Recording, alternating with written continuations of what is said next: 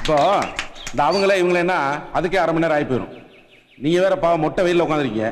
அதனால நான் நேர விஷயத்துக்கே வந்துடுறேன். வாழ்க்கையில் முன்னுக்கு வரணும்னா ரொம்ப கஷ்டப்பட்டு உழைக்கணும். அப்படி கஷ்டப்பட்டு உழைச்சா தான் ஒரு அகில இந்திய ரீதியில் முன்னுக்கு வர முடியும். அதுக்கு நிறைய உதாரணங்கள் இருக்கு. ஆனால் மைக்கு முன்னாடி நின்னா தான் ஒரு பேரும் ஞாபகம் வர மாட்டேங்குது. இவன் பேரே இவனுக்கு தெரியாது. இப்போ காஜி மஸ்தான் நம்ம ஊருக்கார், தூத்துக்குடி பக்கத்துல ஒரு சின்ன கிராமம். அவர் என்ன பண்றாரு, பம்பாய்க்கு ரயில் ஏறி ஓடுறார். ரயில் ஏறி போறாருன்னா டிக்கெட் வாங்கிட்டு போல, கல்ல ரயில் ஏறி பம்பாய்க்கு போயிடுறார். போன இடத்துல துறைமுகத்தில் வேலைக்கு சேர்றார். அங்க போய் மூட்டை தூக்குறார். மூட்டை தூக்கிட்டு இருக்கும்போது ஸ்மக்லிங் தொழிலோட நுட்பத்தை பூரா தெளிவா தெரிஞ்சுக்கிட்டு 30,000 கோடி சம்பாதிக்கிறார். சரி, அவரை விடுங்க. தாவூத் இப்ராஹிம் பம்பாயில ஒருவேளை சொத்துக்கு வழி இல்லாம தெரிஞ்ச இளைஞன் அதே பம்பாய்க்கு பாம் வைக்கிறான். அவரோட சொத்து மதிப்பு எவ்வளவு தெரியுமா? ஒரு வருஷத்துக்கு இந்திய அரசாங்கம் போடுற பட்ஜெட்டோட மதிப்பும் அவருடைய சொத்து மதிப்பும் ஒன்னா இருக்குங்கிறான்.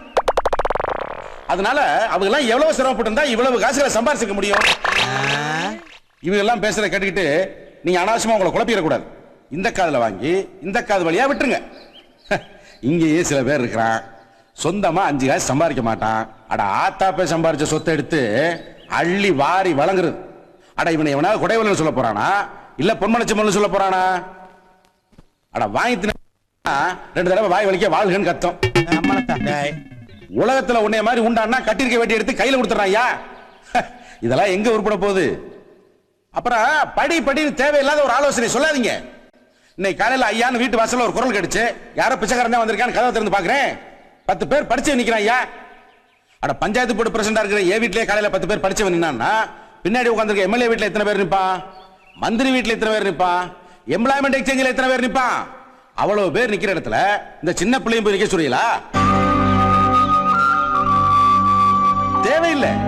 அதனால நான் சரசுக்கு சொல்ற ஆலோசனை என்னன்னா, ஒரு நல்ல மாப்பிள்ள அதுவா அமைஞ்சு வந்ததுன்னு வச்சுக்க, பேசாம கட்டி கொடுத்து அனுப்பிச்சிரு. ஏன்னா இது சரி வயசு. ஸ்மக்லருக்கு ஹிஸ்டரி பூரா தெரிஞ்சு வச்சிருக்காண்டா.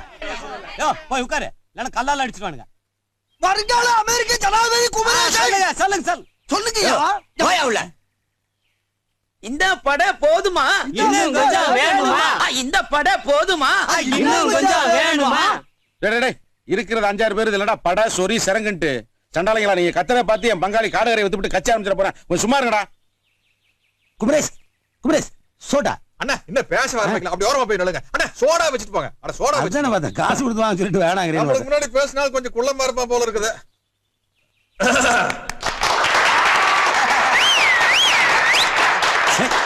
பேசவே ஆரம்பிக்கல ஊன்னு இருக்க. சூப்பரா நிக்கிறா நீங்க.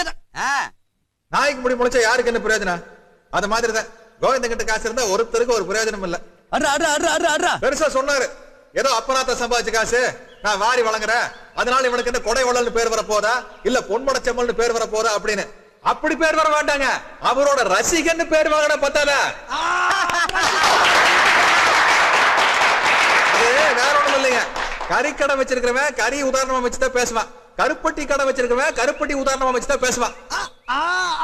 அது மாதிரி நம்ம கோவிந்த ஸ்மக்லிங் பண்ணிட்டு இருக்காருல்ல, அதனாலதான் அதை உதாரணமா சொல்லி பேசுறாரு. அதை நம்மளால பெருசா எடுத்துக்க கூடாது. இப்போ அந்த பொண்ணு நல்லா படிக்குது, அதை படிக்க வைக்க வேண்டியது நம்ம ஊர் ஜனங்களோட கடமை இல்லையா? உங்க எல்லாரும் சார்பிலையும் நான் அந்த பொண்ணை படிக்க வைக்கிறேன்.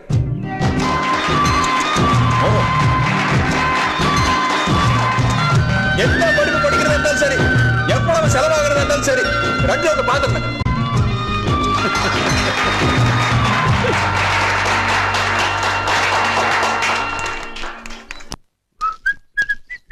என்ன குமரேசா, உங்க அம்மா சமைச்சிட்டாங்களா?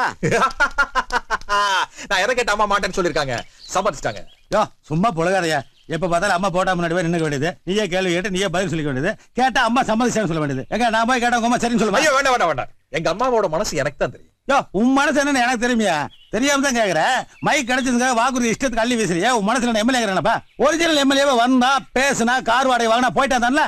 இத பாரு, மைக் பிடிச்சு பேசுறது எதுக்கு?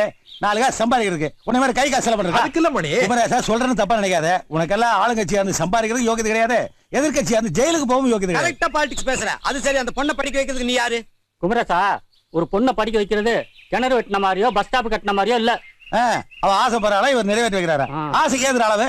என் டீ கடை கூட தான் சின்னதா ஒரு டெவலப் பண்ணலாம்னு ஆசைப்படுறேன். சின்னதா ஒரு டெவலப்னா ஒரு 350 ரூம் கட்டி ஒரு சைனீஸ் ரெஸ்டாரண்ட், ஹெல்த் கிளப் போட ஒரு 5 ஸ்டார் ரேஞ்சுக்கு தான்.